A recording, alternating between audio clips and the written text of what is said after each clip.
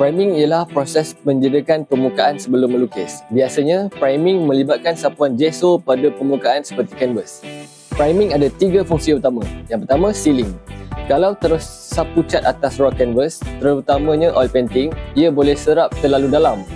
Gesso bertindak sebagai penghalang supaya cat kekal atas permukaan. Yang kedua adalah tekstur. Lapisan gesso bagi sedikit kekasaran yang bantu cat melekat dengan lebih baik. Ia sangat penting untuk kawalan brush, sapuan cat dan bila nak tambah layering lapisan. Yang ketiga, paint behavior. Permukaan yang di-prime serap cat dengan sekata, jadi ia kering secara konsisten. Tanpa primer, cat boleh kering secara tidak sekata dan menjadikan blending dan layering lebih susah.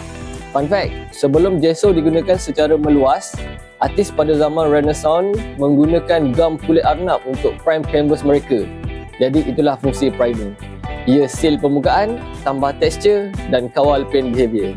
Simple tapi sangat penting.